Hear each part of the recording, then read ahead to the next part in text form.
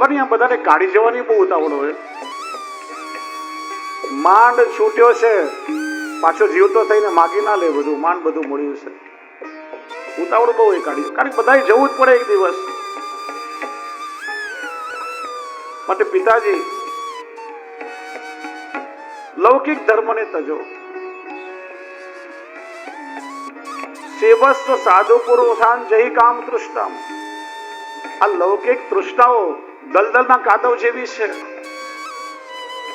જેમ ઈચ્છાઓને પૂરી કરતા જશો, વધારે વધારેમાં ફસાતા જશો, એ જલ્દી તમને નહીં મૂકે. ગુરુજનોની સેવામાં રહો, લૌકિક ઈચ્છાઓ આપોઆપ દૂર થતી જશે. અને ઘણી વાર કહું, ઠાકોરજીની સેવા ઘરમાં કરવી સરળ છે.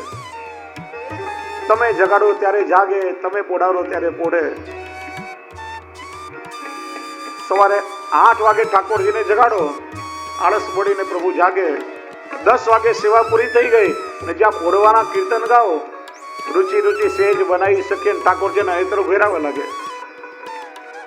તમે જે અરોગાવો એ અરોગે ઠાકોરજી. કેટલા આધીનશી મહાપ્રભુજી બનાવ્યા છે. ગુરુની સેવા કરવી સહેલી નથી. જે વૈષ્ણવ અમારી સાથે સેવામાં રહેતા એનો પૂછો તમે. અમે કે બહારગામ પધરામણીમાં જઈએ, અમને તો બધી ફેસિલિટી મળે, પણ સાથે હોય ને, જે ગાડલું શીખવું, જે મળે જ્યાં મળે ત્યાં પડી રહેવાનું. ચા પાણીનો કોઈ પૂછે નહીં. પાટણમાં જે મળે લઈ લેવાનું, પોતાની કોઈ ચોઈસ ના હોય.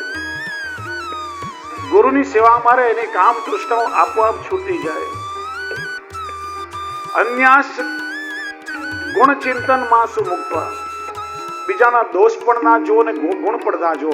જો બીજાના દોષ જોશો તો દ્વેષ થશે, અને ગુણ જોશો તો મોહ થશે. અને આ બંને બંધનનું કારણ છે. સેવા કથા રસમો નિતરામ પીબત્વમ. સેવા અને કથામાં તમારું મન પ્રવૃત્ત રાખો. સેવા એટલે સંયોગ રસ અને કથા એટલે વિપ્રયોગ રસ. ગોકર્ણજીની સમજમાં આવી ગયું. ઘર છોડી વનમાં જઈ ભાગવતજીના 10મા સ્કંદના પાઠ કરી પ્રભુને મેળવી દીધા. ધુંધુલી એકલી થઈ.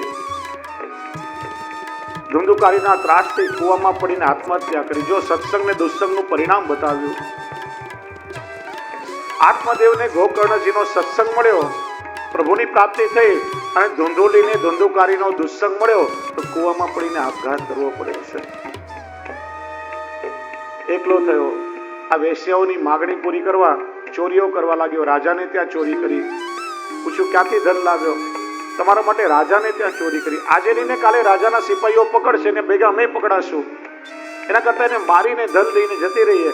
5 પકડીને ગળું દબાવવાનો પ્રયત્ન કર્યો. પ્રાણ ના નીકળે, તડપવા લાગ્યો. બળબડતા અંગારા મોઢામાં ઠૂસ્યા. તડપતા તડપતા પ્રાણ છૂટ્યા. અડધી બળેલી લાશ જમીનમાં દાટી ધન લઈને ચાલી ગઈ. દુર્ગતિએ મર્યો, પ્રેતીઓનીમાં આવ્યો. ગોકર્ણજીએ સાંભળ્યું ભાઈનું મૃત્યુ થયું છે. એની પાછળ શ્રાદ્ધ, ગયા શ્રાદ્ધ બધું કરી ઘરે આવ્યા. જ્યાં રાતના સુવા જાય, જાત જાતના અવાજ સંભળાય. ક્યારે કોઈ પક્ષીની આકૃતિ, ક્યારે પશુની આકૃતિ, ક્યારે અગ્નિના ભડકા દેખાય. વિચાર્યું નક્કી આ દુર્ગતિ પામેલો કોઈ આત્મા છે. જલ અભિમંત્રિત કરીને છાટ્યું. તું કોણ છે? ભાઈ હું બીજું કોઈ નહીં, તારો જ ભાઈ ધુંધુકારી છું. બહુ પાપ કર્મ કર્યા છે. પ્રેતની ઓળીમાં બહુ પીડાઈ રહ્યો છું. મને આમાંથી છોડાવો. અરે ભાઈ તારી પાછળ તો મેં ગયા શ્રાદ્ધ કર્યું. ભાઈ મારા કર્મો એવા છે, એક નહીં 100 ગયા શ્રાદ્ધ કરશો ને તોય મને મુક્તિ નહીં મળે. વિચારમાં પડ્યા. 100 ગયા શ્રાદ્ધ થી મુક્તિ નહીં મળે તો કયા સાધનથી મુક્તિ અપાવું? સૂર્યના ઉપાસક હતા. પ્રાતઃ કાલે અર્ઘ્ય આપતી વખતે સૂર્યનારાયણને પ્રશ્ન કર્યો કે કોઈ પણ સાધનથી મુક્તિ ન મળે, કયા સાધનથી એને મુક્તિ મળે? તો કહ્યું કોઈ સાધનથી જેને મુક્તિ ન મળે, એકવાર શુદ્ધ હૃદયથી ભાગવતજીની કથાનું શ્રવણ કરે એ આત્માને ચોક્કસ મુક્તિ મળી જાય. કથાનું આયોજન થયું. ગોકર્ણજી કથા કરવા બેઠા. ગામના અનેક લોકો કથા સાંભળવા આવ્યા. પેલો પ્રેત યોનીમાં વાયુ રૂપમાં હતો. ક્યાંય સ્થાન ન મળ્યું. 7 ગાંઠો વાળો એક વાંસ હતો. વાયુ રૂપે વાંસમાં પ્રવેશ કરી ગયો. એક દિવસની કથા સાંભળતા સાંભળતા એક ગાંઠ ફૂટી ગઈ. વાસ એ માનવીની વાસનાનું પ્રતીક છે. 7 પ્રકારની વાસના હોય. ઘરમાં આસક્તિ, દેહમાં આસક્તિ, કામમાં આસક્તિ, રૂપમાં આસક્તિ, ધનમાં આસક્તિ, વ્યવસાયમાં આસક્તિ. 7 આસક્તિની વાસનાની ગાંઠો ફૂટી અને 7મે દિવસે દિવ્ય લોકમાંથી ઉત્તમ વિમાન આવ્યું અને ઉત્તમ દેહ ધારણ કરીને ગયો. ગામના બધા લોકો કે કથા તો મેં બધાએ સાંભળી છે, તો ખાલી ધુંધુકારીને જ કેમ ઉત્તમ લોકમાં પ્રાપ્તિ થઈ? શ્રવણસ્ય વિભેદેન ફલભેદો અત્ર શોષિત. કથા તો બધાએ સાંભળી, પણ જેવી ધુંધુકારીએ સાંભળી એવી કોઈએ ન સાંભળી. આ તો કલ્પવૃક્ષ છે. જે જેવો હેતુ લઈને સાંભળવા આવે એવા ફળની પ્રાપ્તિ થાય. જે શુદ્ધ હૃદયથી શ્રોતા બનીને આવે એને ઉત્તમ ગતિ મળે. ઘણા લોકો ખાલી વ્યવહાર સાચવવા આવતા હોય. દોડે આશા પરિવારની કંકોત્રી આવી છે, નહીં જઈ વ્યવહારમાં તો નહીં ચાલે. ઘણી વાર ઘરડાઓ વિચારે બપોરે બાળકો ઘરમાં ઊંઘવા દેતા નથી, આખો દિવસ ટીવી ચલાવે, ઘોંઘાટ કરે. આ કથામાં એસી ચાલતું હશે, પંખા ચાલતા હશે, 2-3 કલાક આરામથી ઝોલા ખાઈ લેશું. ઘણા લોકો સમય પસાર કરવા આવે, ઘણા લોકો વક્તાની પરીક્ષા કરવા આવે કે વક્તા કેવું બોલે છે. જે જેવો હેતુ લઈને આવે એવા ફળની એને પ્રાપ્તિ થાય છે. પછી કે છે બીજી વાર કથાનું આયોજન થયું. બધા ઉત્તમ ભાવથી શ્રવણ કર્યું અને બધાને પછી ઉત્તમ લોકમાં પ્રાપ્તિ થઈ છે. ભાગવતજીનું મહાત્મ્ય બતાવ્યું. ધન્યા ભાગવતી વાર્તા પ્રેત પીડા વિનાશની. 6થા અધ્યાયમાં કથાની વિધિ બતાવી. યજમાને કથા બેસાડવી હોય તો કઈ કઈ વિધિઓનું ધ્યાન રાખવું જોઈએ. સૌથી પહેલા કથાનું આયોજન કરવા ધનની ચિંતા થાય. માણસ બજેટનો વિચાર કરે. કથાનું બજેટ કેટલું આવશે, કેટલો ખર્ચો થશે. બહુ સુંદર બજેટ બતાવ્યું છે. વિવાહે યાદૃશમ વિત્તમ તાદૃશમ પરિકલ્પે. દીકરા કે દીકરીના લગ્નમાં જેટલો ખર્ચો આવે એટલો ખર્ચો કથામાં થવો જોઈએ. નક્કી આપણે કરવાનું, કોર્ટમાં કરવા છે કે પાર્ટી પ્લોટમાં કરવા છે. કથા એ પણ જીવનો પ્રભુ સાથેનો વિવાહ છે. વિવાહમાં જે વિધિ હોય એ બધી જ કથામાં હોય છે. લગ્નનો મંડપ હોય, કથાનો પણ પંડાલ હોય છે. વરરાજા ઘોડી પર બેસી વાતે ગાતે કન્યાનું વર્ણન કરવા આવે છે. પહેલા દિવસે શ્રીજી બાવા સ્વયં ભાગવતનું રૂપ લઈ મસ્તક પર આપણે શોભાયાત્રામાં પધરાવીએ છીએ. વરઘોડામાં જાનૈયાઓ નાચતા હોય એમ કથાની શોભાયાત્રામાં પણ બધા આનંદથી આગળ નાચતા હોય.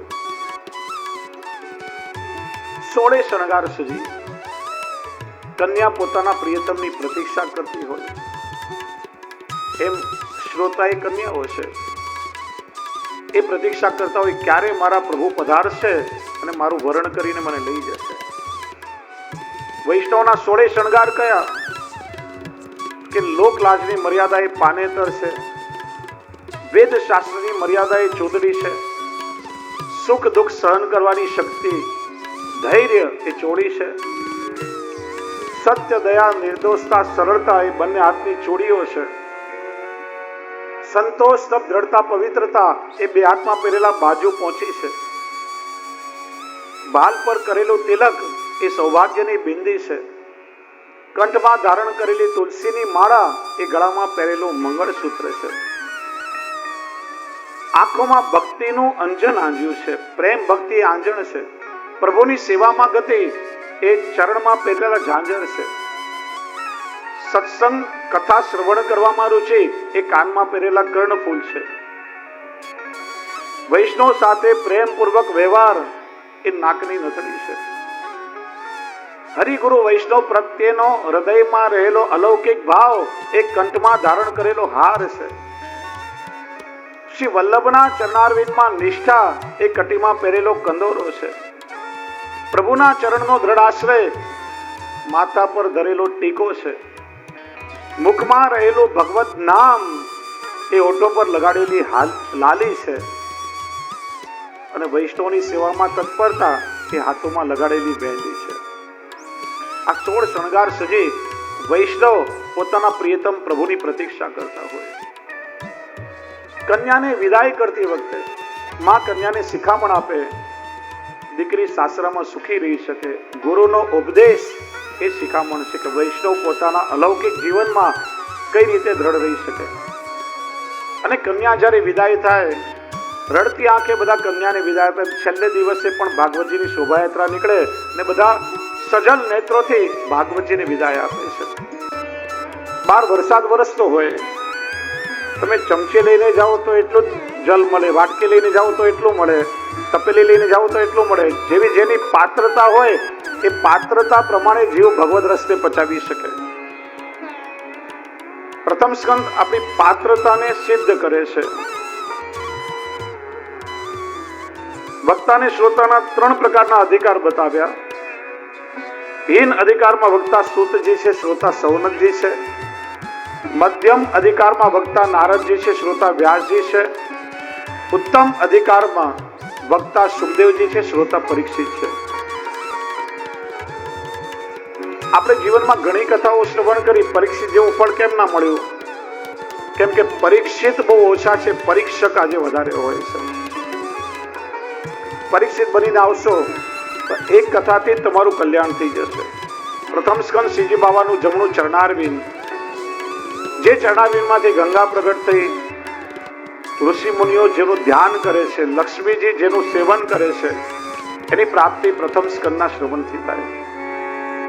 શ્રીમદ ભાગવતની યાત્રા એટલે ચરણારવિંદથી લઈ મુખારવિંદ સુધીની યાત્રા, ચરણામૃતથી લઈ અઘરામૃત સુધીની અનુભૂતિ. 3 શ્લોકમાં મંગલાચરણ કર્યું છે. પ્રથમ શ્લોક બીજ છે, બીજું શ્લોક વૃક્ષ છે અને ત્રીજો શ્લોક મંગલાચરણનો એ ફલ છે. જન્માદ્ય છે, જકારથી શરૂઆત થઈ છે. સાહિત્યમાં જ અક્ષર ભળેલો દગ્ધાક્ષર મનાય છે, ક્યારેય એનાથી શરૂઆત ન થાય. ભાગવતજીમાં 3 સ્તુતિ એવી છે જેનો પ્રારંભ જકારથી થયો. તૃતીય સ્કંદમાં વારાનારાયણની સ્તુતિ, કર્મનિષ્ઠોની જીતમ જીતમ તે જીતે કી ભાવનમ, વેદ સ્તુતિ, જ્ઞાનનિષ્ઠોની સ્તુતિ, જય જય જય અજાન, અને ત્રીજું ગોપી ગીત, ભક્તિનિષ્ઠોની સ્તુતિ, જયતિ તેધિકમ.